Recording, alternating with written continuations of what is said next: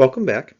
Today we'll be discussing Chapter 32, which covers obstetric and gynecologic emergencies, otherwise known as OBGYN.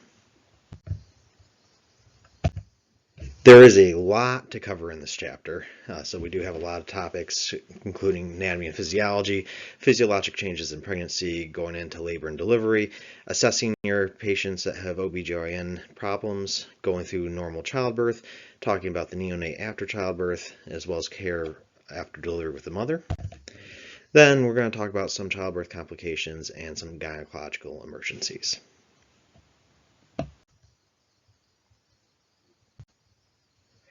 So just a very quick review of the external genitalia. First we have the labia majora and minora. Those are the outer lips of the female genitalia. You also have the perineum. That's the little space between the vagina and the anus. That is brought up a little bit because a lot of times that's torn during childbirth just because all the pressure in the area. It is a very easy spot for tear to happen. So you might see some bleeding in the perineum. Besides that, we don't really worry about too much. And then you also have the mons pubis, and that is the rounded mass of fatty tissue that goes over top of the pubic bones. Continuing into the anatomy, we have the internal genitalia. You have the vagina. Now, most people in layman's terms refer to the entire female genitalia as the vagina, but the vagina is specifically the entrance inside. So it's what we call the birth canal. It's made up of smooth muscle, and that is the space that a baby will pass from the uterus through the cervix into the vagina out to the outside world. We also have the ovaries and fallopian tubes as part of your internal genitalia. The ovaries you should have one on either side. So an ovary will connect to a fallopian tube, which then connects to the uterus, which is in the middle. The ovaries are responsible for producing and releasing eggs, or ova. They then go through the fallopian tubes, which are the connecting ducts. That is typically where fertilization will occur. That's where we want fertilization to occur, is in the fallopian tube. Once a fertilized egg happens, it then travels to the uterus and implants inside the uterine wall, and that's all what we consider normal. But as we know with pretty much anything else with the human body, we have a bunch of abnormalities that can happen. One of the abnormalities that can happen is called an ectopic pregnancy. An ectopic pregnancy is when that fertilized egg implants anywhere outside of the uterus. Typically it will implant inside the fallopian tube because, again, typically that's where the egg is fertilized. So it gets fertilized and then just implants right there inside the fallopian tube. The issue with that is the fallopian tube cannot handle much more than a few cells wide of material. So if it implants there and it starts to grow as a fertilized egg should, it's going to then put a lot of strain on your fallopian tube, causing very severe pain. And then if it gets to the point where it gets so big that it ruptures the fallopian tube, that can cause a life-threatening event. It can cause a lot of severe bleeding, and it'll be a lot of severe pain. So it's because of ectopic pregnancies that we have to take any female complaining of severe, especially lower abdominal pain, very, very seriously, especially if there's any chance whatsoever that they could be pregnant. Because if they have severe abdominal pain that is before rupture, and a rupture happens in our care, they will decompensate very, very quickly. Continuing on with internal genitalia, you have the uterus. The uterus is, like I said, the organ that's in the middle of the entire reproductive system. It is very muscular, and it's a hollow organ. It's typically in the lower center of a woman's abdomen, and its purpose is to house a fertilized egg and have it develop into a fetus. So its purpose is to grow a human baby inside of it. It can stretch and grow as the fetus gets larger. It's designed to do that. But it's also a very common site for pain or bleeding, whether or not someone is pregnant. Continuing on, we have the uterus, which I did mention before. It's the organ that is the central area of the female reproductive system. It's found about in the middle of the lower abdomen on females, and it has three different layers of muscle tissue. You have the endometrium, the myometrium, and the perimetrium. The endometrium is the innermost layer. That's the layer that we see the most issues in. It has a lot of glands that create secretions. And if you have cells that are supposed to be part of the endometrium and they grow outside of the uterus anywhere, that's a condition that we call endometriosis, which we will revisit a little bit later. The myometrium is mostly smooth muscle, and the perimetrium is a very thin outer layer. Again, most of the issues that we see with the uterus have to do with the endometrium. Continuing on, the cervix is that space between the vagina and the uterus. It's a muscular ring. It can dilate up to 10 centimeters. It's what dilates when you're giving birth. If you ever have seen a medical show or seen live childbirth and they say that someone is fully dilated, they're talking about the cervix being dilated, and again, it goes up to about 10 centimeters to accommodate the head passing through. As far as we're concerned, the only real medical condition that we might want to be aware of is that cervix is a common site of cancer. It is caused by the HPV virus. That's becoming less of an issue with this upcoming generation because we've discovered HPV and there are vaccines that teenagers can take against it. So cervical cancer is something that is hopefully going to be declining rapidly in the next 10-20 years. Here's just a little diagram that's in the textbook of the female genitalia. We'll just point out some highlights. So again, we have the vagina here, the outside world should be over here. Cervix between the vagina and the uterus, which the uterus is right here. These two things right here are your fallopian tubes. And then right over here and here we have our ovaries. So that is the overall view of the female reproductive system, at least internally. Moving on to the female reproductive cycle, we have what's called menstruation, commonly known as someone's period. Menstruation is stimulated by the hormones estrogen and progesterone. It's when the ovaries will release the egg, the uterus walls thicken to receive the egg and hopefully receive a fertilized egg. The fallopian tube moves the egg through it, and then if the egg is not fertilized and does not get implanted in the thickened uterine walls, the uterine walls then shed themselves. Shedding is what we call menstruation. That's when the bleeding and tissue gets passed outside of the vagina. It's very, very, very dependent on the person. Typically, bleeding should last 3 to 5 days, but it is very dependent on a lot of factors. Birth control can control some of these factors, just genetics play a big role. There can be some people who have periods that last weeks and weeks and weeks. There could be people who don't have a period for several months at a time. So it's really hard to generalize women here. It's very, very dependent on the person. If fertilization happens, that's when a sperm cell reaches the egg that's released. Only one sperm cell can actually enter the egg. The egg then becomes an embryo. Embryo is implanted into the uterus, and that is when the fetal stage begins. Now, I know I just said that only one sperm can reach an egg. That is very true, but you might think, well, how do twins happen? Well, there's two different ways that twins can happen. The first one is fraternal twins, and that is when two separate eggs are released and get separately fertilized. So we have two separate events happening, essentially.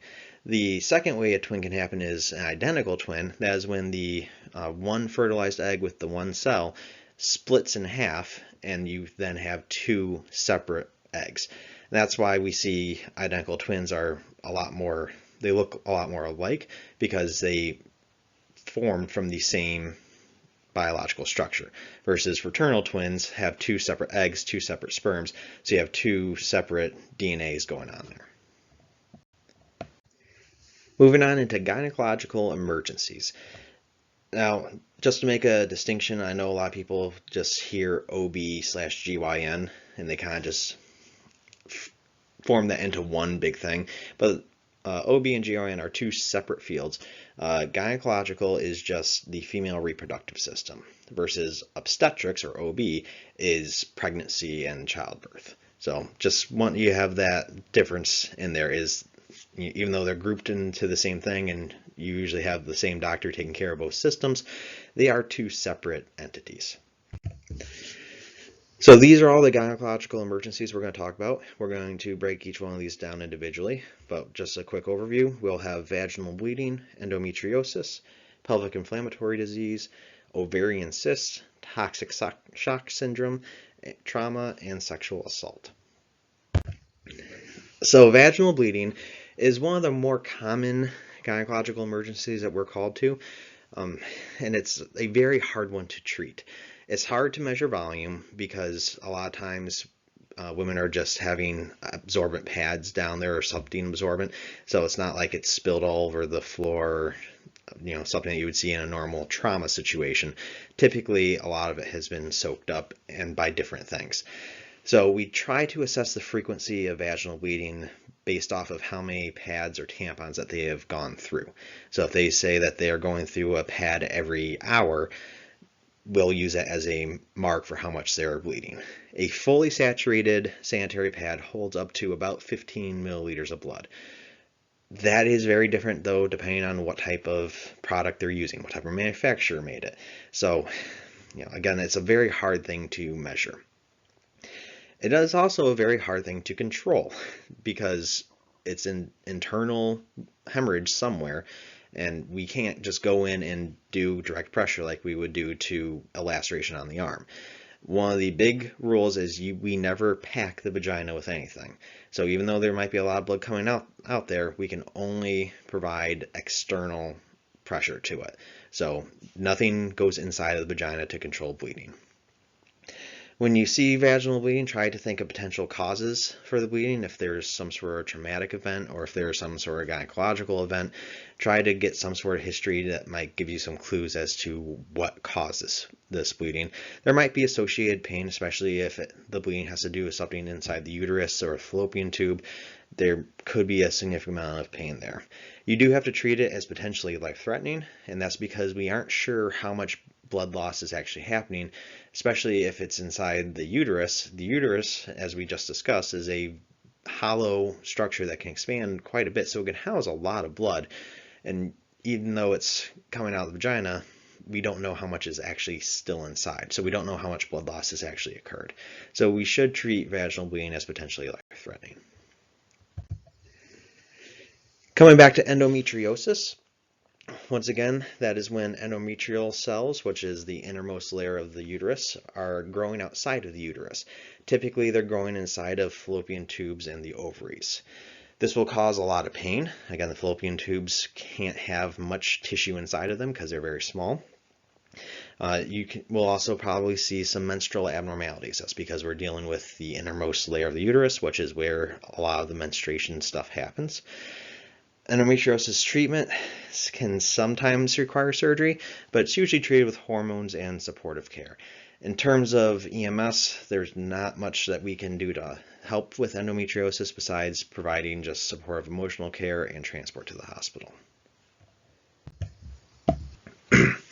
Pelvic inflammatory disease is a relatively common thing that we will see with females. It is overall just an infection of the female reproductive system, which then causes inflammation because your body's trying to fight off the infection. Typically, the infection is caused by bacteria that is being introduced from sexual activity, but it can also be introduced from a host of other sources. If there's poor hygiene involved, or if they were in a completely poor water source, bathing or something like that. There are other ways for bacteria to be introduced into the reproductive system. Like I said, that does cause the inflammation of the affected areas. It will cause pain and fever and sometimes vaginal discharge, but not all the time. Fever is really one of the more key things that we look at because it is an infection. So the body will treat it like it treats any other infection. So that's one of the telltale signs typically is the associated fever. And it's treated mostly with antibiotics, which we can't provide. So most of our treatment as EMS professionals is transport and emotional support. Ovarian cysts are next up. Cysts, just like a cyst anywhere, is a sac that's filled with either fluid or solid material. These are ones that will be growing on the ovaries. That's why they're called ovarian cysts. They can resolve on their own within a few months, and a lot of times there's no symptoms seen, so a lot of ovarian cysts, people don't even know that they have them. But there are a lot that do cause extreme pain, and so that's when they become aware that they have the ovarian cyst. And the pain is oftentimes increased during intercourse or anything that disrupts the female reproductive system. Typically, the long-term treatment is birth control. Sometimes surgery is needed in very, very extreme cases, but most of the time it's just something that will pop up occasionally. Most women know if they have recurrent ovarian cysts, and it's something that they'll bring up as part of their medical history. Similar to ovarian cysts, you have a specific condition called polycystic ovary syndrome. So if we break that word down, polycystic, poly is a lot, and cystic is cysts. So many cysts on the ovaries is what that breaks down to. That is a hormonal disorder that causes enlarged ovaries, and they usually have numerous cysts on them, thus the name polycystic. The symptoms usually are ones that we could associate with hormone irregularities. So you can have acne, irregular periods, weight gain, either thinning hair on the head or excess hair growth, especially in other body parts. Just kind of think of puberty on steroids. If you see that, especially in someone who is outside of the typical age of puberty, that could be a sign of polycystic ovary syndrome. Typically, this is treated with hormonal birth control. Toxic shock syndrome, which is something I always struggle saying, it can be caused several different ways. It's essentially a widespread infection inside of the reproductive system. So it can be caused by surgery, open wounds, or vaginal infection. That's one of the more famous things is if you leave something inside the vagina for too long, it can cause toxic shock syndrome, such as a super absorbent tampon that is left in for days and days on end. That's one of the more famous ways that toxic shock syndrome can happen. If left untreated, it can lead to sepsis. Next, we have trauma to the external genitalia. For the most part, we treat trauma to the external genitalia as trauma to any external body part. So, if you have a laceration to the arm, we treat it similar to a laceration to the external genitalia. Again, the number one rule is we never pack the vagina, so we are only applying external pressure. Other things to look for is just looking at the mechanism of injury that caused the trauma, seeing if that could have caused additional trauma internally. So just keep that in mind, keep all the structures in mind, and keep in mind that they are very highly vascular. So if you had enough force to cause external trauma, you probably have enough force to cause an internal injury. Lastly, we're going to talk about sexual assault. Sexual assault is one of those very hard things to respond to as EMS, especially if you've been a victim of sexual assault, which a lot of providers have been. So it's something that's very hard to separate your personal feelings with what's going on. The treatment for sexual assault is largely supportive. We do kind of throw away a lot of our typical things that we treat patients with. A lot of patients, we want a set of vital signs. We want X, Y, and Z. Sexual assault is where we get to bend the rules a little bit. You are there to be an emotional support for them. That is the best help you can do for them. So while you're doing that, there are a few things to keep in mind. There is a potential crime scene that you're on, depending where the sexual assault happened. So make sure you don't disturb any potential criminal evidence. Don't try to force yourself into a full assessment, especially a full head-to-toe assessment. Like I said, this is where we get to break the rules a little bit with our assessments. Only, especially if it comes to the genitalia, only examine that if there's severe bleeding or some sort of severe complaint. If there's no complaints, do not do a full head-to-toe. This is where you can just ask the patient, how are they feeling, and you can more or less rely on what they tell you, unless if there's some big thing jumping out to you saying, I need to investigate further. Some things that we really want you to keep in mind is to discourage bathing, avoiding either bowels or urine, or cleaning wounds. And that's because there is a lot of criminal evidence that is still on the body, and doing any of those can get rid of some of the evidence that could help bring justice to this victim. If they have clothes that they've taken off, try to package those clothes in a paper bag. But better yet, if they have not changed clothes yet, just have them keep the same clothing on. And the reason why we want the clothing in a paper bag is because that preserves evidence a little bit better than plastic bags do. So if the clothes have come off, try to put them in a paper bag and take them with you to the hospital. When we transport the patient, try to transport them to a center that has a SANE nurse at it. SANE nurse stands for a Sexual Assault Nurse Examiner. It's a special certification that nurses can get that goes through how to collect the evidence from a sexual assault and how to treat a patient specifically for the sexual assault while preserving the evidence. So that is the best case scenario, is we transport the patient to a SANE nurse and they can collect all the evidence and do everything that they've been trained to do there. Once again, our treatment is largely supportive there. If you need to break the rules, break the rules. I know I'm not supposed to say that as an instructor, but this is something where you were there to try to make this experience not get any worse for the patient. So just be there for them, talk to them, and if they don't want to talk about anything, then give them a nice ride to the hospital. Don't force them to do anything this time. They have a lot to process and a lot that they're going through. All right, so now we're going to move on to when someone becomes pregnant, what type of physiologic changes we are going to see. So we're going to start with the changes in the reproductive system. So pregnancy, we separate into 3 trimesters, and each trimester lasts 3 months. So that makes for the 9 total months of pregnancy. So first we're going to talk about the placenta. The placenta is an organ of maternal and fetal tissues. It is connected to the uterus, and it will go from the uterus through the umbilical cord to the fetus. It's the exchange area between the mother and the fetus where oxygen and nutrients get exchanged. So placenta is a very important thing, and we're going to revisit some issues that we can see with the placenta in a little bit. Next up, we have the umbilical cord. Like I just said in the previous slide, the umbilical cord is what goes between the placenta and the fetus. Its job is to circulate the blood between the mother and the fetus. You have 2 arteries and 1 vein inside the umbilical cord. The 2 arteries are what carry deoxygenated blood back to the placenta. So that arteries are what is going away from the baby back to the mother. The umbilical cord is expelled with the delivery of the baby and the placenta. That is the cord that we cut at the end of childbirth, and that's what allows the baby to transition from getting blood and oxygen nutrients from the mother to supplying them on their own. Next, we have the amniotic sac.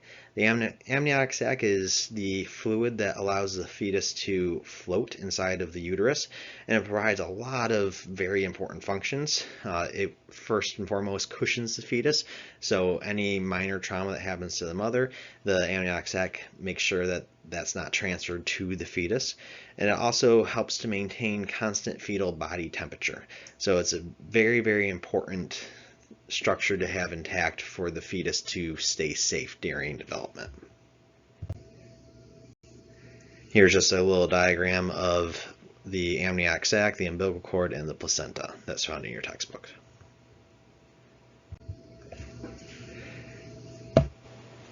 Moving on into the rest of the body, there are quite a few changes that will happen in the female body when they are pregnant. First one is the cardiovascular system. You're going to have a significant increase in blood volume, cardiac output, and heart rate. That's because you have a full another body that you are feeding. So you need to have blood sufficient to supply to the fetus. You need to have the cardiac output to move all that blood, and that will thus increase the heart rate to keep everything circulating correctly. The blood volume will increase between 20 and 100%, which is a significant amount. Typically, it will increase about 45%. but it can be anywhere between the 20 and 100 mark. Next, the respiratory system. Because you have more blood, you have more things to feed, you're going to have an increased oxygen demand and consumption. There's also pressure on the diaphragm from the uterus, because the uterus is getting very large with the fetus inside of it, and the diaphragm sits just above the uterus. So that pressure on the diaphragm can cause some difficulty breathing. This is difficulty breathing that we can't really treat that well because it's caused by a structural problem. So it's something that a lot of pregnant mothers are going to have the sensation of difficulty breathing for the rest of the pregnancy. It's one of those harder things to treat.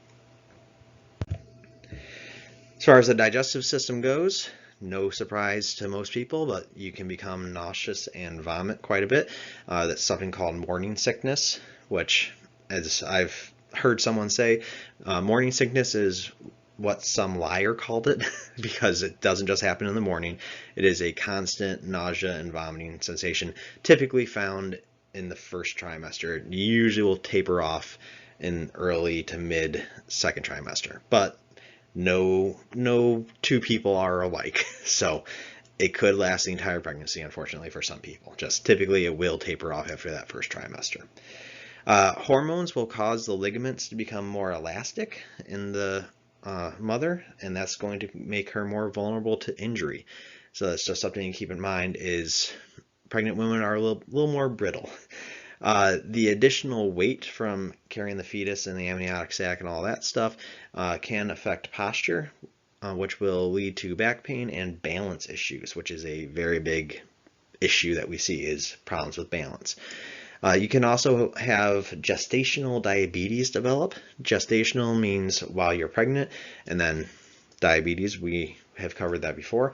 This is something that's relatively common, and it's someone who has never had diabetic problems before, and just during pregnancy they become diabetic. So something to watch out for if someone who has no history whatsoever of diabetes having blood sugar problems while they are pregnant. So be on high alert for any sort of altermentation to look at their blood sugar, because it could be gestational diabetes.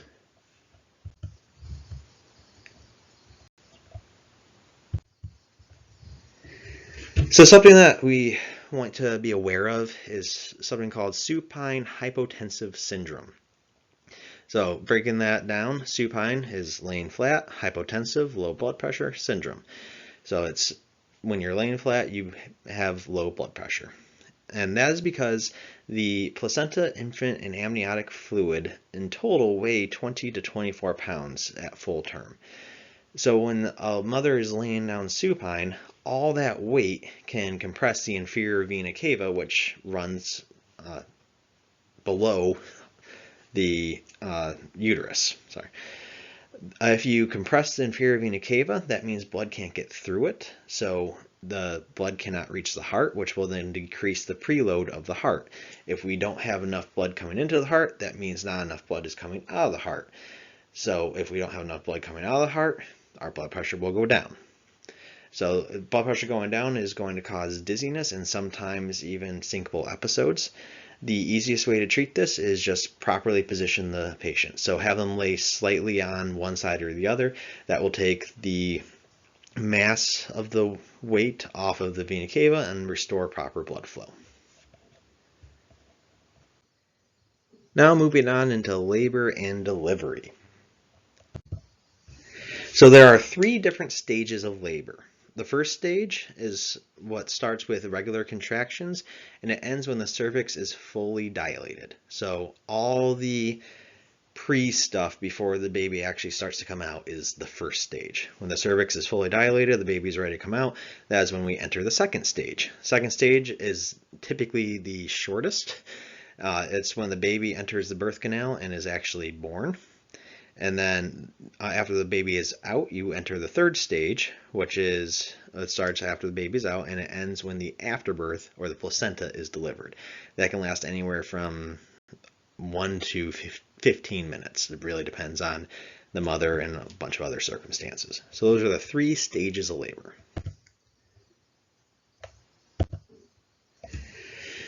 So some stuff to talk about with the first stage. we have something called Braxton-Hicks contractions. Braxton-Hicks contractions are kind of the body's way of practicing for real labor. So it's not your normal labor. It's not going to result in the baby coming out. It's kind of the pre-game stuff is what some doctors have called it to me. So some characteristics of Braxton-Hicks are they are very irregular contractions. They are not sustained. They're just kind of a few seconds to maybe a minute, and they're completely all over the place. So there's no rhyme or reason to them. It's kind of like the atrial fibrillation of labor. So those are the big indications that it's Braxton-Hicks, which is not going to result in a baby coming out.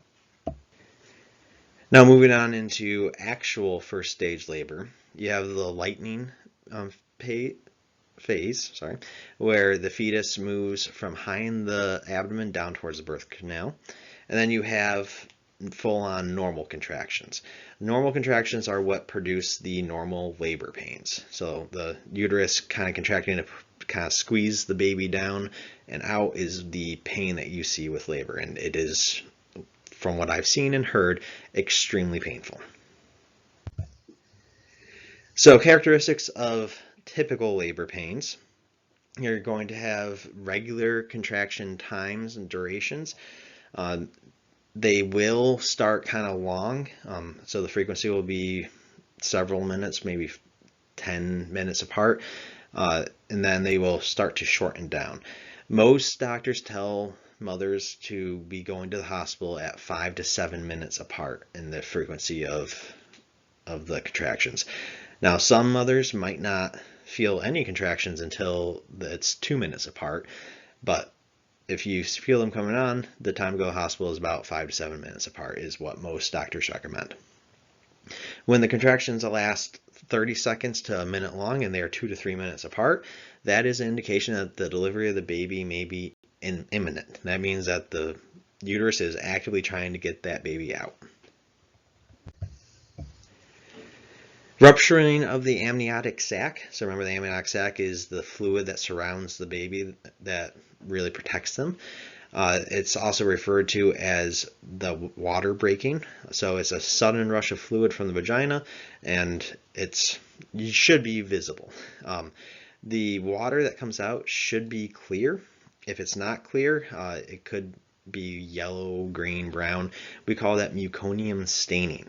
So meconium is when the fetus has had their first bowel movement while still in the womb. And so the bowel movement goes into the amniotic fluid and surrounds the baby. Having a bowel movement surrounding you in the womb is not good. So seeing fluid that has meconium staining indicates that there might be fetal distress. This is going to be a much higher risk delivery if you see meconium staining. So going into the second stage again, second stage starts when the cervix is fully dilated, which again is about 10 centimeters. Contractions become increasingly frequent, the labor pain is very severe, and the mother will feel an urge to push. A lot of times that urge to push feels like they need to have a bowel movement. Fair warning now, most women when they are giving birth do have a bowel movement, so don't be surprised if that happens. Just kind of shuffle it out of the way and forget about it. Don't make the mother feel bad if/when that happens. You as the EMT do need to decide whether you need to transport the patient or keep her where she is and prepare to assist with the delivery. One of the biggest things that I found helpful during my career is checking for crowning. If you check and there's no crowning happening, then usually that means that you have time to at least move the patient to the ambulance and get going to the hospital. If you check and there is crowning, you should probably prepare to deliver the baby wherever you are right then.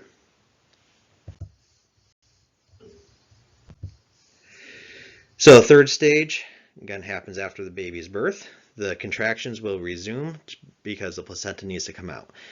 It will last from anywhere from a couple minutes to 10, 15, 20. Typically 15 is about the mark that we say the third stage should last. One of the biggest rules is you never, ever, ever tug on the umbilical cord to try to deliver the placenta. That can cause a whole host of issues, especially rupturing the placenta from the uterus, which will cause significant bleeding. Once the placenta is delivered, place it in a plastic bag and bring it to the hospital with you. Here's a picture of the placenta coming out. So this is a video that was shown in class. One thing that I do highly recommend is watch videos of childbirth. When it comes time for you to deliver your first kid, it is very, very scary. So the more videos you watch of it happening, the more second nature it becomes to you and the less frightening it is. Because it's a rewarding but frightening experience to deliver a kid for your first time. All right, moving on into patient assessment. So if you have any patient who is pregnant, there's numerous questions you have to ask them every single time. First one is ask, are you pregnant, or is there any chance you could be pregnant? This should be a question that you should ask to anyone who is in reasonable child rearing age. So anyone who has surpassed puberty up until when menopause should be likely. So 55 to 60 years old. So just ask, are you pregnant? Or is there any chance you are pregnant? If they say yes, you then follow the rest of these questions. So if they say yes, ask, was this confirmed by a physician? A lot of people will say, yeah, I'm pregnant, just because they missed a period. So and a lot of people will have a home test that says that they're pregnant, which home tests are typically accurate. But we want to find out, how was this confirmed? How do you know that you're pregnant? Some people just lie about being pregnant. I had one patient who has said that she's been pregnant for the past 4 or 5 years. And every single time we bring her to the hospital, she wants a pregnancy test, and it becomes negative every single time. So some people just straight up lie. Next question is, ask, what is your due date? In medical terms, the due date is referred to as the estimated date of confinement, or the EDC. The estimated date of confinement saying came from actually way back in like Renaissance times. When it was time for the woman to give birth, they would confine her to the bedroom and with the other women to actually give the birth. So confine went to confinement, so the estimated date of confinement is, when is the baby expected? So find out when the due date is. And then the next two questions are very important to knowing if this is going to be a high risk pregnancy. So ask, what number pregnancy is this? That is referred to as the gravida. And then ask, how many live births have you had, which is the para. So hopefully anyone who's pregnant, their gravida should be 1 above their para. So if this is your first time being pregnant, that means your gravida is 1, para is 0, because you've never been pregnant before, so you've never had a live birth. If this is your 5th time being pregnant, but you've had 4 kids, then your gravida is 5 and your para is 4. Unfortunately, that's not always the case. There are miscarriages that happen and abortions that happen. So there could be someone who has a gravida of 5 and a para of 0. So that indicates that this is their 5th pregnancy, but they've had 4 pregnancies that have ended somehow. So we need to find out how have they ended. Was it an abortion or a miscarriage? That will greatly tell you if this person is a high risk pregnancy or not. If they've had 4 miscarriages, then the chance of this one becoming a miscarriage is much, much higher than someone who's had 4 live births and this is their 5th pregnancy. So that is a very important metric for you to know, and that is something that the hospital is going to want to know from you. A lot of times this is abbreviated for pregnant women. You can say that the patient is pregnant and you just put G with the number, that's gravida, and P with the number for the para. So woman is pregnant, G5P4. And that's how we abbreviate things when it comes to this. You follow up with, were there any abortions, especially if there was a mismatch between the gravida and para. But also, people forget about abortions. So they can say, oh, this is my first time being pregnant. But you ask if they've had any abortions in the past, and they can say, I've had 2 abortions, because this is the first time that they've been pregnant, that they've intended to keep the fetus. So it's just something that we want to make sure that we clarify. Then just generally ask, are there any complications with the previous births? If there are complications with your previous births, chances of this birth being complicated are much higher. You then can follow up with asking if they're receiving prenatal care. It's very important for us to know, because if they are, chances are they will know of any issues coming up. If they have not received any prenatal care, then they might not know if there's a major complication coming up. And then finally, just outright ask, are there any complications expected with this baby? Again, if they have not been receiving prenatal care, they might not know when there is a huge complication coming up. But hopefully, and most mothers do receive prenatal care, they will know ahead of time of any major complications coming up. So these are all very important questions to be asked of any pregnant patient. All right, so going into someone who is actively in labor. Our assessment is focused on the imminent delivery and complications of delivery, because we need to know what are we facing when we're delivering this child. So ask when the labor pains started. Typically, women go through labor pains for several hours, but some only go through labor pains for a few minutes. So find out when it started, and if they've had kids in the past, find out how long the labor has occurred for previous children. Next, you need to find out the time intervals between contractions. That will help tell you what stage of labor they're in. And find out how long the contractions last. Again, the magic number for pushing is contractions lasting 30 seconds to a minute and being 2 to 3 minutes apart. If the patient reports that, you need to be much more ready to deliver than if the patient reports contractions lasting 15 seconds and are 5 to 7 minutes apart.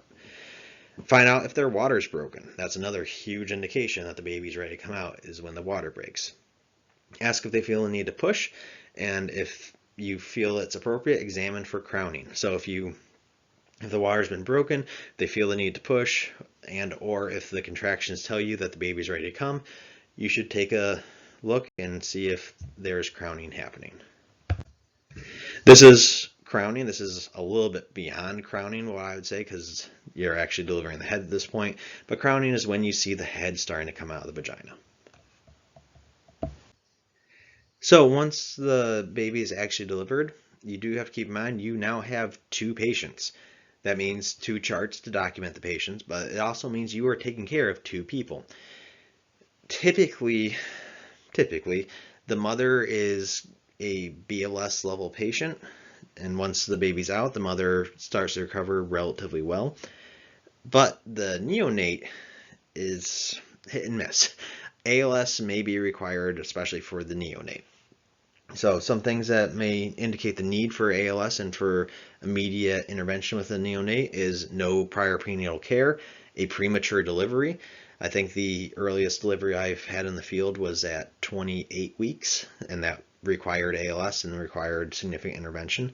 Labor that's been induced by trauma or multiple births. And again, with each child that comes out, that's another patient that's added. So just keep that in mind. Do you have the resources to take care of all these patients?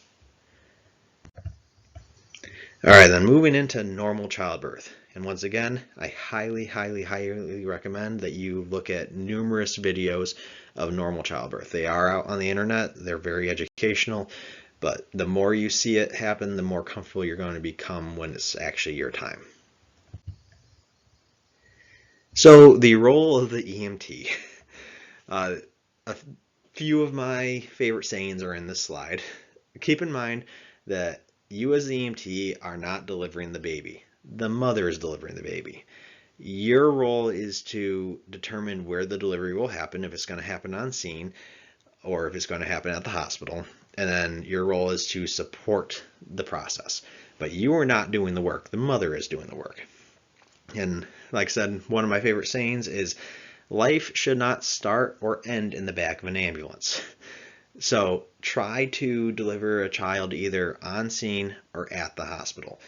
The reason behind that is because a moving vehicle is a very dangerous place to be delivering a baby. You don't want any trauma to happen to that baby. So it's really best to be in a still environment. So you need to decide, Can this mother make it to the hospital, or is this going to happen on scene? Sometimes things happen and babies come out during transport. That does happen. But try your best to make sure that life does not start in your ambulance or end in your ambulance. I always tell people that no one dies inside my ambulance. You either die before you get to the ambulance or after you're out of my ambulance. But that's one of my favorite sayings, is make sure it doesn't start nor end in the actual ambulance. So, preparing the mother for delivery. Number one, control your scene. It can be very hectic. There could be a lot of people screaming at you, a lot of people trying to help that might be getting in the way. So make sure that the scene is well controlled.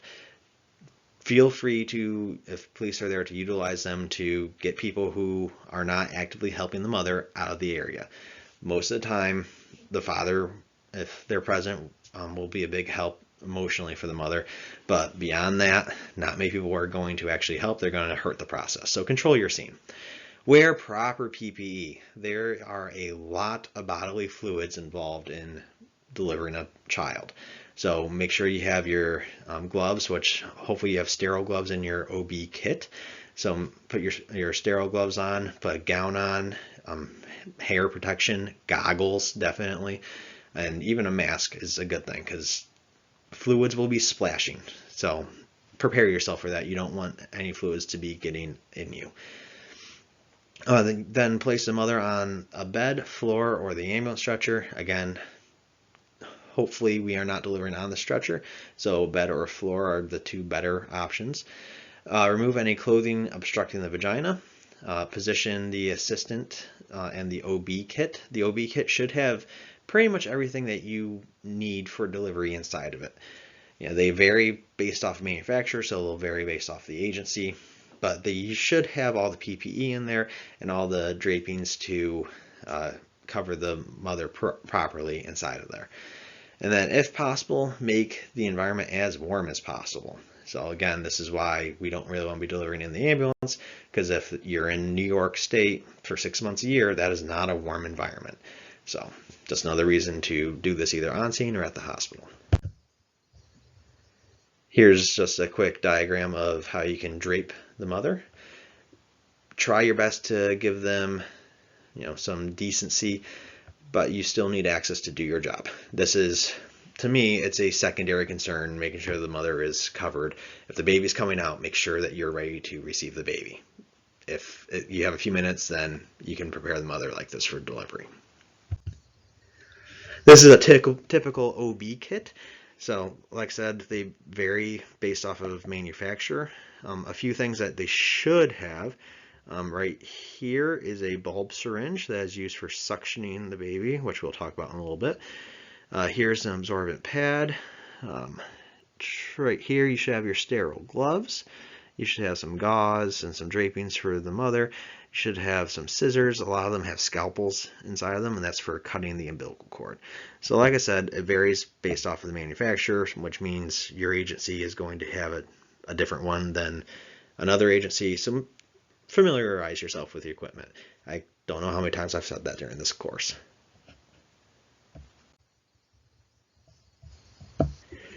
Unfortunately, or fortunately, depending on how you look at it, once you're a certified EMT, if there is an emergent delivery happening with someone that you might be called upon to deliver the kid with makeshift supplies.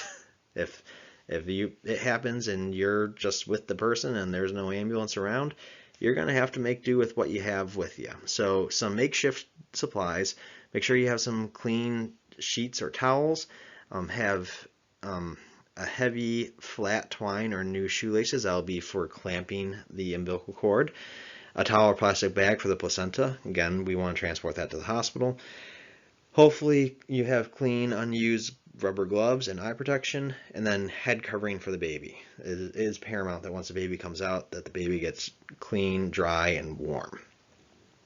So those are just some makeshift stuff that you might be able to do if you were called off duty.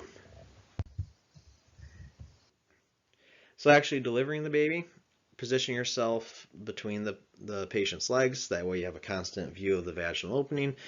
Be prepared for the patient to be very uncomfortable. That shouldn't be a surprise to really anyone that the patient's going to be very uncomfortable when they're delivering. Provide emotional support to the patient and communicate with the patient through contractions. Once again, you are not delivering the baby, the mother is delivering the baby. You are there to support the process. So during a normal delivery, if possible, have someone at the mother's head. They are going to be responsible for the emotional support. If the father is around, there's a good chance that they have gone through some childbirth classes and they might have learned different coaching techniques to help the mother through this. So that's a very good asset to have. When the baby starts to come out, have a gloved hand at the vaginal opening to kind of, I don't say catch the head, but support the head. And you're also making sure that the baby doesn't come out explosively, especially once the head has cleared. The body tends to want to come out a little bit faster, so having the hand on the head will prevent the explosive delivery that will cause trauma to the baby. Then once the baby's head is out, you want to have one hand below the head. If the amniotic sac is not broken, so the head comes out and there's still the amniotic sac, just use your finger or a sharp object and puncture the membrane. It's very easy to do and the amniotic sac will rupture. Once the head delivers, just take a quick look to see if the umbilical cord is wrapped around the baby's neck. And if it's not, then help deliver the shoulders. You do the anterior shoulder first. So remember our anatomical terms. The anterior shoulder would be the one kind of pointed up towards the sky. So the anterior comes out first. Remember to support the baby during the entire process. We don't want the baby to have any sort of traumatic event from falling or being expelled out too quickly. Remember to assess the airway and use a bulb syringe, which comes in pretty much every OB kit, to suction the mouth and nose if necessary. If you are suctioning the airway on a neonate, remember neonates are obligate nose breathers, which means once you stimulate their nose to breathe, they're going to start breathing through their nose. So when we suction out a baby's airway, you want to suction the mouth first and then the nose, because if you suction the nose first and there's stuff in the mouth, they're going to start breathing and they're going to suck the junk from their mouth down into their airway. So a good way to remember that is you have one mouth and two nostrils. So suction mouth, the one mouth first and the two nostrils second. Remember to note the exact time of birth. That is a very important thing to know, is to the minute when the umbilical cord was cut. And then perform an APGAR score at 1 and 5 minutes. And we're going to talk about APGAR a little bit later in the chapter. So here's just some diagrams from the textbook of delivering the baby. So we'll kind of fly through these right now. Remember the anterior or upper shoulder comes out first. And then the rest should kind of slide out. Moving into childbirth complications. So there are a lot of complications in delivery. I sincerely hope that if you deliver a baby, or when you deliver a baby, that is a completely normal delivery. The vast majority are. But we do have to talk about complications and what to do with these complications, because they can turn life-threatening for the mother and or the fetus very, very, very quickly.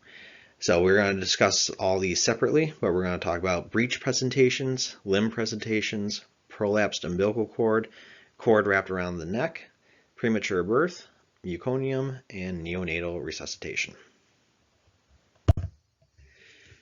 So the most common abnormal delivery is a breech presentation. A breech presentation is when the buttocks or both legs come out first. That means that the baby did not rotate to have their head coming out first. The risk of birth trauma to the baby is very high, and this requires careful, immediate treatment that you as the EMT are going to be providing. Hopefully, if you have a breech presentation, you have time to get to the hospital.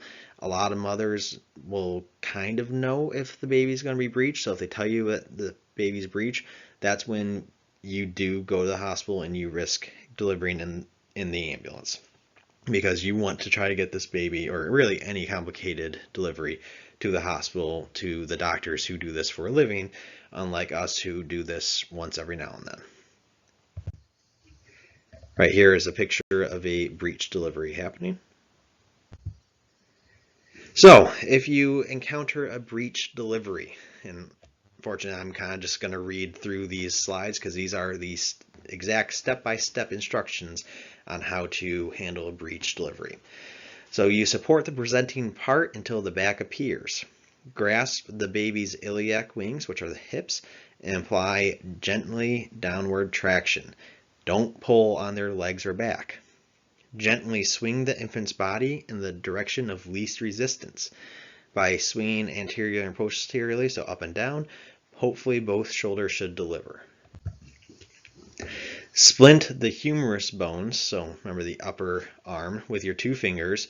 Apply gentle traction with your fingers, so kind of pulling a little bit with your fingers. Gentle downward compression of the uterus will assist in the head delivery, so especially if you have an assistant with you, have them kind of push down on the uterus a little bit.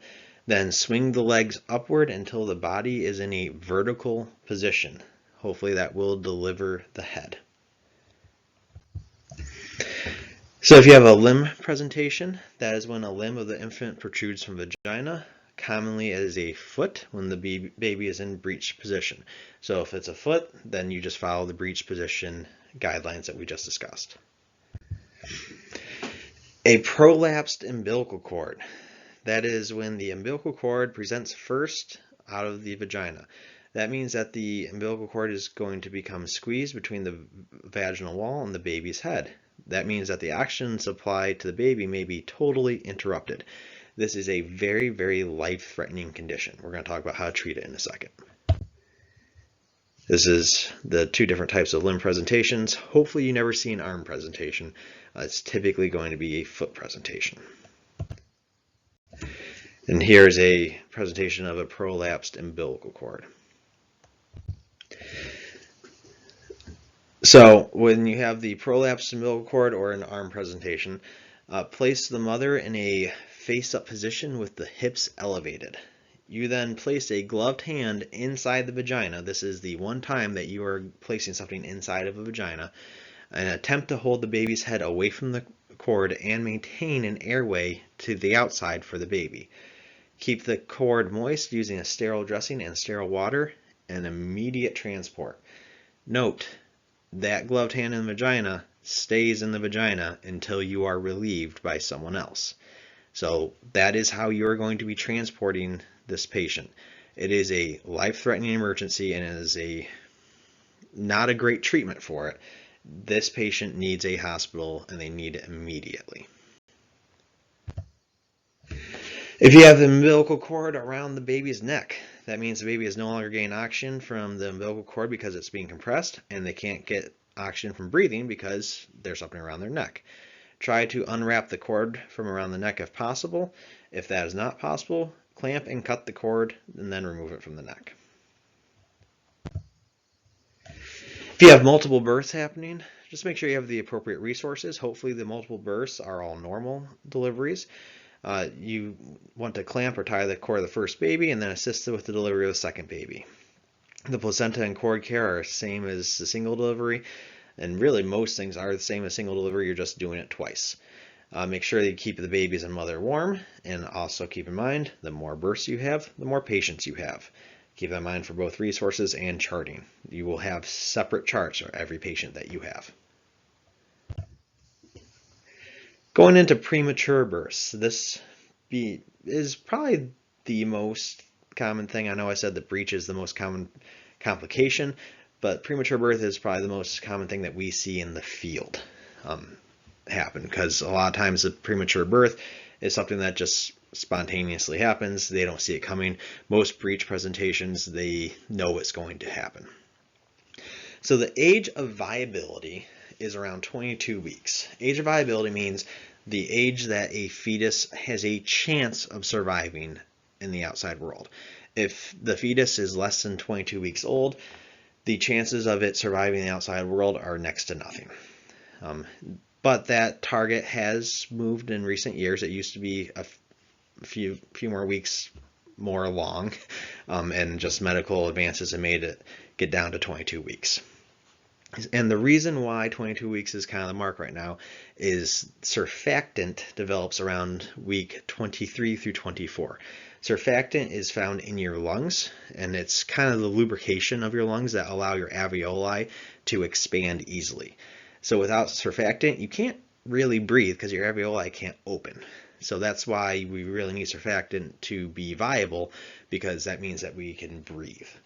Now, if the baby is born in a NICU setting, they can provide surfactant artificially, so as an intervention that a NICU can provide, but we need to have a little bit to start us out with. So that's why the age of viability is usually around about 22 weeks.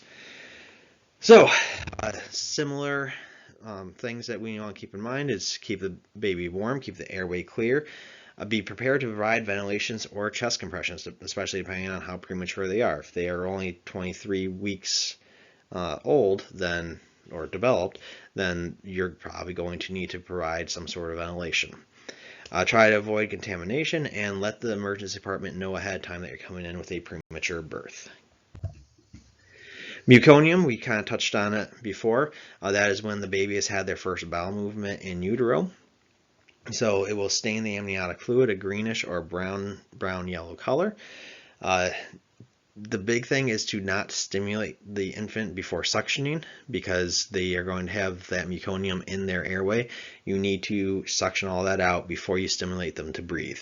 So we suction the mouth, then nose, remember 1, then 2.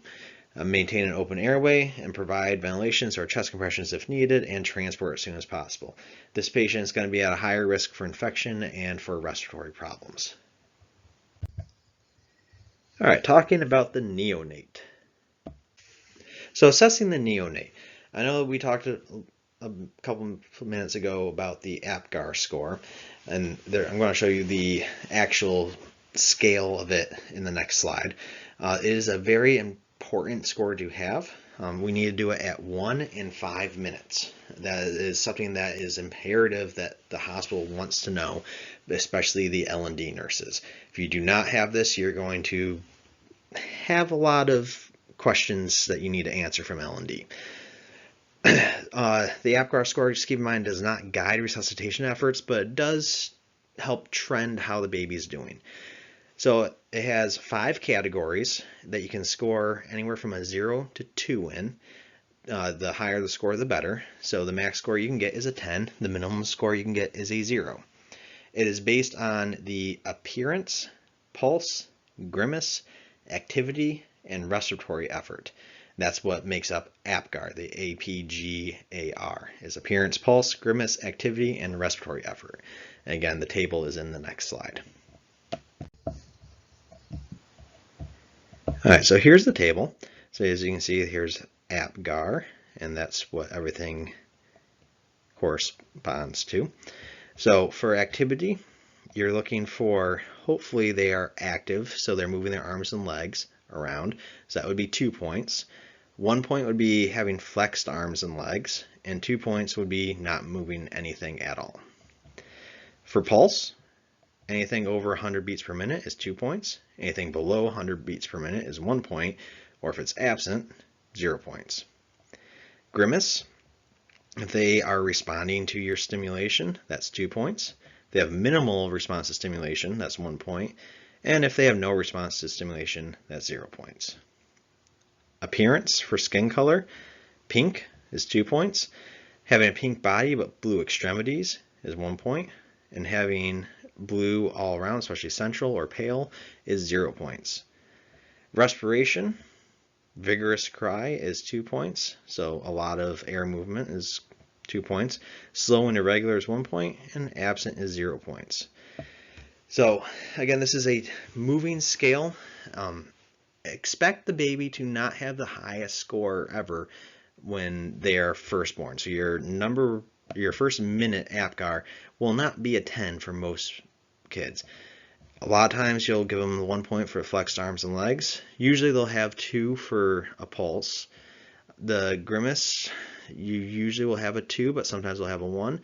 The appearance, you're almost always going to have at least a 1, if not a 0, when they first come out. And respiration, you should have a 2 when they come out. So that's not a perfect 10 when they first come out. Usually by the 5th minute, you're going to have things turn around, and they should be at a 9 or 10 at the 5th minute.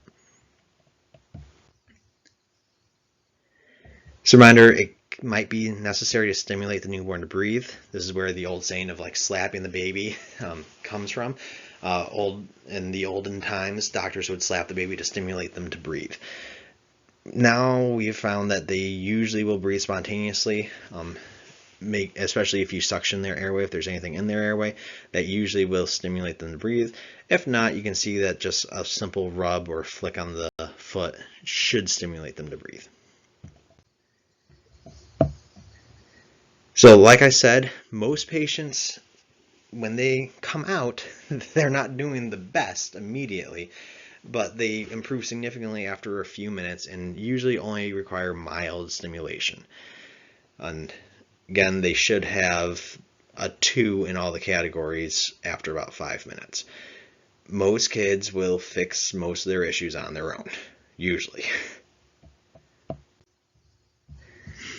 If there are no abnormalities found, so the patient is either at a 10 or they're progressing well, then your next steps are to clamp and cut the cord. So you want to clamp the cord in 2 spots, between 8 and 10 inches away from the baby and 3 inches apart. Once you clamp the cord, you feel the area between where you've clamped and you wait for a pulse to stop.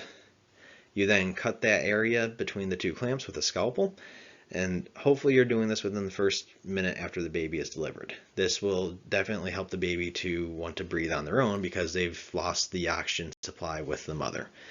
You then cover the infant's scalp and warm and dry the baby. The reason why we're covering the infant's scalp is that is a huge area of heat loss. In case you haven't noticed the trend, we really need to keep the baby nice and warm and dry. Heat loss is a paramount issue that we need to keep in mind. And just as I said, keeping the baby warm is huge. So we need to keep them dry. We need to discard any wet blankets, wrap the baby in a dry blanket, and cover their head. So if the baby is not doing well, so if they're not acting right, if they're not breathing, or if they don't have a satisfactory pulse, then you need to stimulate the baby. So like I said, tap them on their feet or rub their lower back. Hopefully that will stimulate them to breathe. Make sure the airway is clear, suction if needed. If you need to ventilate, so you've stimulated the baby, you've suctioned the airway out, and they are still not breathing adequately, ventilate them at a rate of 40 to 60 per minute. That's much higher than we normally ventilate an adult. That's because babies breathe a whole lot faster than adults do. Monitor the heart rate continually. If the heart rate drops below 60 at any point, then you start CPR with a 3 compression to 1 ventilation ratio. Most babies don't have a cardiac problem. If their heart is going slow, it's not because of a heart problem, it's because of a respiratory problem, usually. So that's why we drop the ratio down to 3 to 1, because we need to make sure that we're getting enough oxygen into the neonate to hopefully keep their heart strong. Here's the inverted pyramid of neonatal resuscitation. So the inverted pyramid, we start up here because this is what the most number of babies will need to help, and then hopefully we don't progress down the pyramid. So the most number of babies will need drying, warming, positioning, suction, and tactile stimulation. This should take care of the vast majority of babies. If they're still not doing well after that, we move on into oxygen. If they're still not doing well after that, BVM ventilation. If they're still not doing well after that, chest compressions. This is where you as an EMT stop, right there. That should cover the vast majority of neonate resuscitation. But if not, then we do go into intubation and medications, which ALS can provide. But hopefully you stay well up on the pyramid. That does take care of the vast majority of neonates. So just a few review questions is, what are some of the first steps in neonatal resuscitation? Again, revert back to that inverse pyramid. What is central cyanosis? Remember, that is cyanosis, or blue skin in a central area, so the head and or the chest or abdomen. And when is artificial ventilation required, and what is the rate of artificial ventilations? If you go back to that pyramid, artificial ventilation is required after all the stimulation, warming has happened, you've given oxygen, and you still haven't gotten an improvement, and the rate of artificial ventilations is 40 to 60 per minute. All right, going into care after delivery. So keep in mind that the mother is at risk for serious bleeding, infection, and emboli. So remember, emboli are clots. The placenta does need to be delivered after the baby, because that is the third stage of labor. Remember to control vaginal bleeding and comfort the patient and move the mother appropriately to the ambulance. I put that in there because there was one time that we did a delivery and the neonate was premature and was not doing well. So I took the patient and I brought the patient to the ambulance to treat them immediately. And about 15 minutes later, I see my partner coming down the second flight of stairs outside with the mother with the umbilical cord swinging between her legs, walking to the ambulance. I will take blame because I forgot to call for additional resources for the mother because I was focused on the baby. But don't walk a mother who just gave birth and still has not given delivery of the placenta to the ambulance. Move them appropriately to the ambulance, please. So delivering the placenta, which is called the afterbirth, you should have the placenta with the umbilical cord, amniotic sac membranes, and tissue lining the uterus all coming out. The placental delivery starts with labor pains, and it could take 30 minutes or longer. Hopefully it does not, and hopefully you can deliver the placenta on scene and not have the mother really move from where she delivered the baby. But sometimes it takes a very long time. If you've been on scene for 20 minutes and the placenta has not come out, that's when you really should start thinking about transport, and hopefully the placenta will deliver during transport. Again, here's just a picture of a placenta coming out. After the placenta comes out, there could be some vaginal bleeding. We control that with a uterine massage. So just a gentle massage of the uterus will help it start to contract a little bit more, and the contractions of the uterus should help control the bleeding. So more about controlling the vaginal bleeding after birth. You can place a sanitary napkin over the vaginal opening. Again, do not place anything inside of the vagina. Have the mother lower her legs and keep but not squeeze them together. Massage the uterus and encourage the mother to begin nursing the baby. That will release some hormones that will help kind of put everything back to normal, because the body knows that the baby is out once you start nursing. When you're providing comfort to the mother, make sure to take vital signs frequently, especially if they're hemorrhaging. You want to be able to track their vital signs and make sure they're not going to shock. Do remember, acts of kindness will be appreciated and remembered. This could be your 15th delivery as an EMT, and this could just be another patient to you, but every mother is going to remember everything that happens with their delivery, and they're going to tell everyone about it. So you're going to be that EMT that this mother remembers for the rest of her life that helped her through this. So acts of kindness will be appreciated. Wipe face and hands with a damp washcloth. That will help her feel a little bit better, and try to replace blood-soaked sheets and blankets. Try to keep her clean and presentable. Moving on into pregnancy complications. So these are all the emergencies in pregnancy. Again, we're going to have separate slides on all these, but we have excessive pre-birth bleeding, placenta previa, ectopic pregnancy, gestational diabetes, preeclampsia, miscarriage and abortion, trauma in pregnancy, and cardiac arrest of a pregnant woman. So going into excessive pre-birth bleeding. This is something that can be terrifying for a patient. It can can have pain associated with it, but it doesn't necessarily have to. And it can come on very suddenly. There can be a significant loss of blood. Some of the highest volumes of blood loss I've seen from any sort of OB call has been excessive pre-birth bleeding. So just keep in mind that there could be a lot of blood loss there. Provide high concentration oxygen and transport. Place a sanitary napkin over vagina. Again, we're not packing the vagina. If tissue is passed, make sure that you save it. Unfortunately, if there's tissue that's being passed, that is a very high indication that this could be a miscarriage. Really, any pre-birth bleeding could be a sign of a miscarriage, especially depending on the stage and if they have any other high-risk factors going on with this. But it's a very frightening thing for a pregnant woman to go through. And just try to provide some emotional support, but also remember to do your job and make sure that they are not going to shock, because they could have a significant loss of blood. So placenta previa. The placenta previa happens when the placenta is covering part or all of the cervix. So if that happens, that will cause pretty common bright red bleeding from the vagina. Typically, you don't see any pain, and it's typically in the second trimester and beyond when you see the bleeding happening.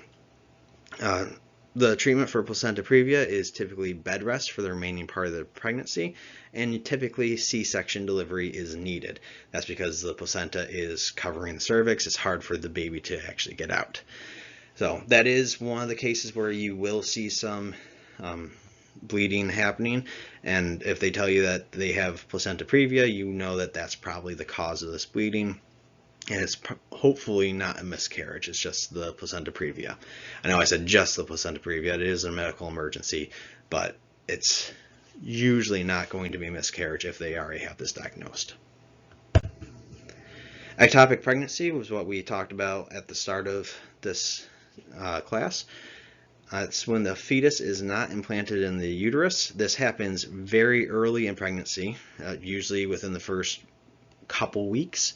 And the patient usually will not know that they are pregnant yet. So that is why we need to treat any woman of child-rearing age that has severe abdominal pain, especially in the lower quadrants, as possibly having an ectopic pregnancy. So some signs that you look for are acute severe abdominal pain, could be referred to the shoulder. You could see some vaginal bleeding, some signs of shock are possible, and an absent menstrual period because they are pregnant. So those are some of the signs of ectopic pregnancy I look for. Again, this is a life-threatening emergency, especially if it ruptures any of the reproductive organs. Gestational diabetes, as we talked about earlier, is diabetes that is formed during pregnancy. It's because your body has so much more that's responsible for, and so much more tissue that you're perfusing, that the body does not have enough insulin to keep up with the increased demand from pregnancy.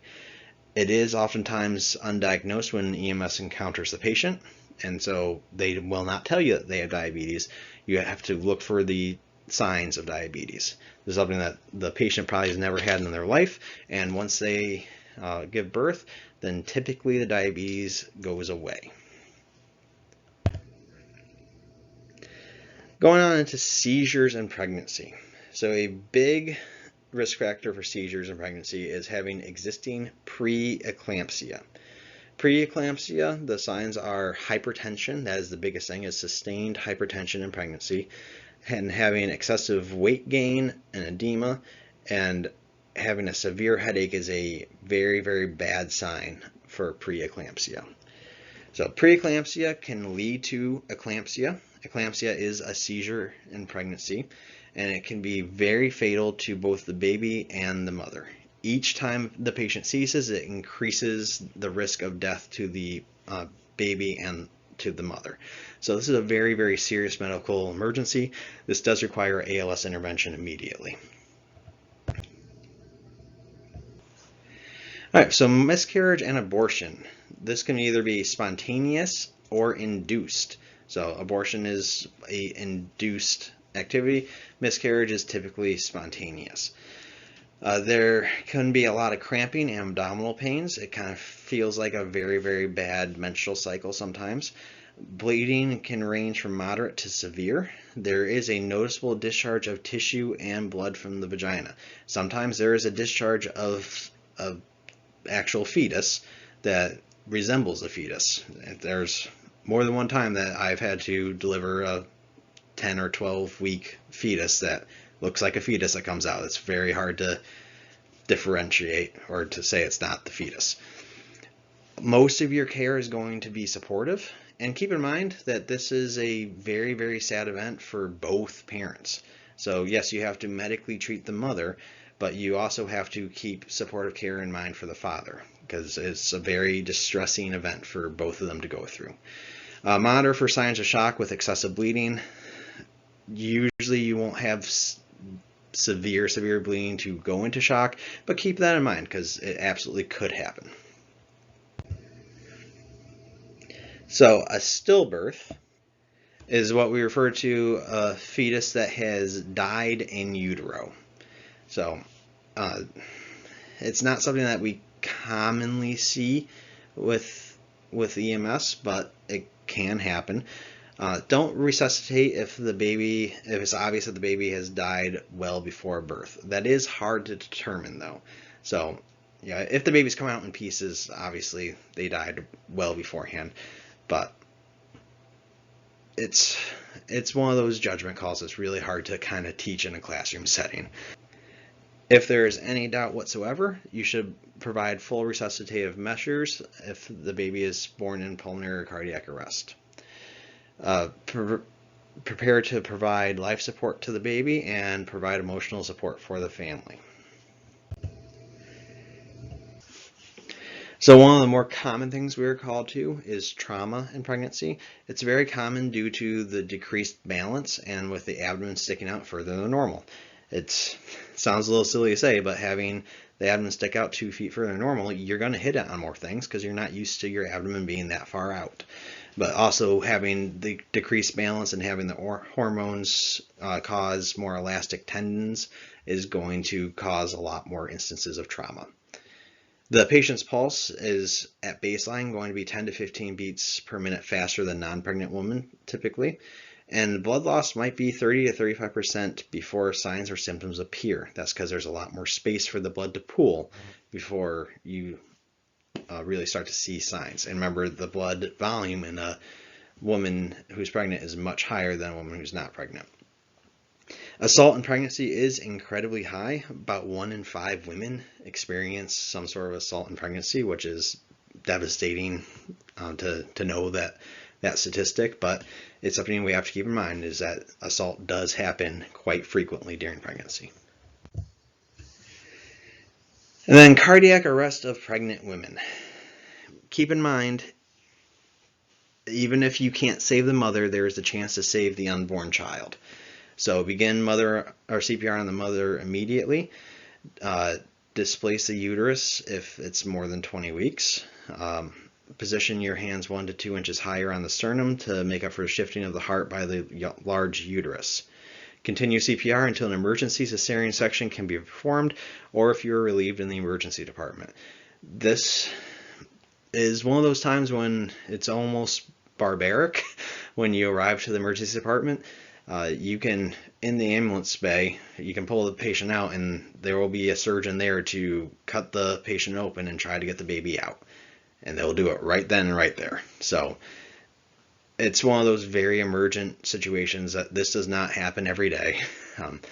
So just keep in mind that some normal things that you do and see will not happen. This is a special circumstance.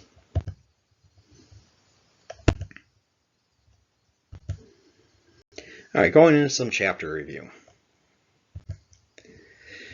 During the normal delivery, the EMT will evaluate the mother to determine if there should be an immediate transport or if birth is imminent and will take place at the scene. If birth is to take place at the scene, have equipment ready and appropriate resources on hand. Always be prepared for resuscitation. Stillbirth, death of the mother, and sexual assault are difficult emergencies the EMT is occasionally called upon to manage. Emotional care for these issues may be as important as the medical care. Remember that female reproductive organs present new anatomy and specific potential emergencies. EMTs should recognize the different anatomy and be prepared to address reproductive emergencies. Remember, a growing fetus creates massive change to the mother's body. All systems undergo major alterations. Remember, assessment of the woman in labor is designed to predict imminent delivery and to recognize likely resuscitation. The urge to push and crowning indicate imminent delivery. Transport typically should be deferred for a home delivery. Remember, EMTs should be familiar with the pathophysiology and emergency treatment of the various complications of childbirth. In care of the sexual assault patient must include medical, legal, and psychological considerations. So you are called to a pregnant woman in labor. During your evaluation, you find that as the woman's first pregnancy, the baby's head is not crowning and contractions are 10 minutes apart. You ask the mother if she feels the need to move her bowels and she says no. Do you prepare for delivery at the scene or do you transport the mother to the hospital? So this instance, this is someone that I would definitely try to transport to the hospital. If you remember the contraction duration, she's at 10 minutes. We don't tell people typically go to the hospital until they're at 5 to 7 minutes. And the delivery isn't imminent until it's about every 2 to 3 minutes. So there should be some time to bring this patient to the hospital. This is someone that I would not recommend checking for crowning because she has no signs of imminent delivery available. So that brings us to the end of this chapter. It is one of the longer and dense chapters. It's one of those ones that we don't encounter these complaints every day, but when we do, you need to be on top of your game. So it's one of those very hard ones that it's a lot of material, and it's something that you have to go over and over and over and over again, because when it's needed 6 months from now, you need to do it immediately like it's second nature. People dedicate their entire careers to doing this stuff that you had an hour and a half to learn about. So this is something that you definitely, anytime that you have continuing education opportunities to deal with OB/GYN emergencies, I recommend taking them. Again, look at videos, just do anything you can to educate yourself further, because you might be a mother's only shot at delivering. And that's an enormous responsibility. So remember, just don't take it lightly. So until next time.